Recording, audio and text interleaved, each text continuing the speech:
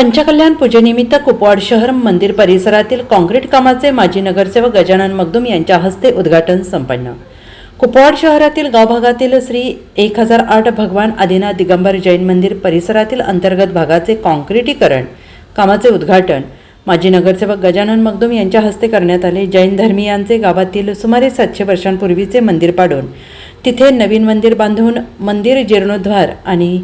पंचकल्याण पूजा कुपवाड शहरात होत आहे। यासाठी पंचकल्याण कमिटी आणि जैन बांधवांकडून सदर मंदिर परिसरात काँक्रीटीकरण करण्यासाठी कुपवाडमधील जैन समाज बांधव आणि पंच कमिटी यांनी सुविधा उपलब्ध करून देण्यासाठी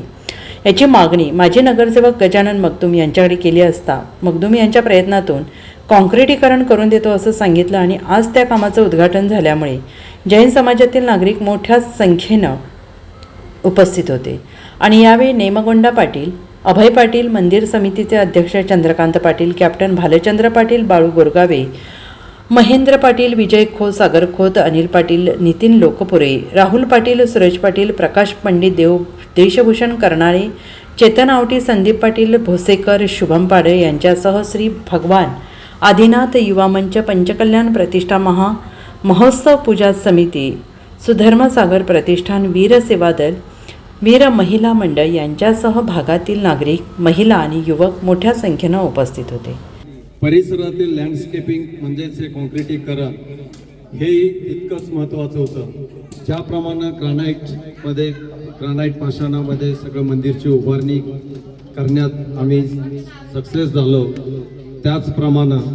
आता लँडस्केपिंगचा आम्हाला मोठा प्रश्न आमच्यासमोर होता। पण याच कारणासाठी आम्ही ज्यावेळी विचार करत होतो कमिटीतर्फे की बाबा या काँक्रीटीकरणचं काय, तर स्वतःहून माजी नगरसेवक श्री गजानन मगदुम यांनी स्वतःहून व्हॉलेंटिअरली, म्हणजे आम्ही त्यांच्याकडे अप्रोच न करता त्यांनी होऊन आणि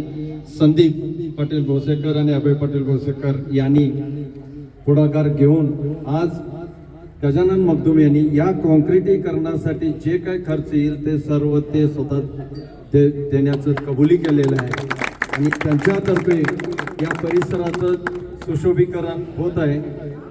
त्यासाठी त्यांचे विशेष आभार कमिटीतर्फे।